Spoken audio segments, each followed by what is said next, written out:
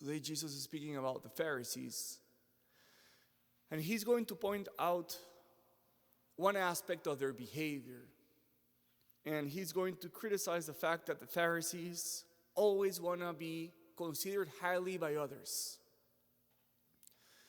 And he says everything they do so that they can be seen. And they expect that outward recognition. He gives very interesting examples. He says when they go to a banquet, they want the honor seats. When they go to the synagogue, they want their special places. When they go to the marketplaces, they want to be greeted, and they want everyone to call them Rabbi. So they are so convinced of their own righteousness, and they are so sure about how holy they are before God, that they expect everyone else to acknowledge their own holiness. And they feel disappointed when other people don't recognize their holiness. And this is directly opposite to what Jesus teaches in the Sermon on the Mount. Jesus says in the Sermon on the Mount, whenever you do something good or virtuous, be sure that no one sees it.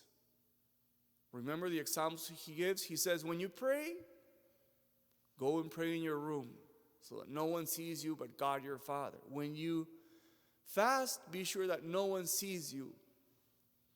When you give alms to other people, be sure that no one finds out.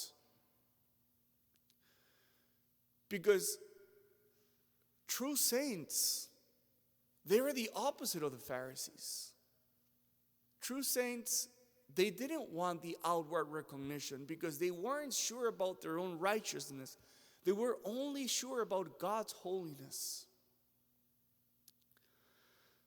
So I thought there could be a good question for self-evaluation. Did it ever happen to you that when you weren't recognized for something that you did, when you didn't receive the appraisal, or when other people missed on the good things that you did, you were kind of broke inside?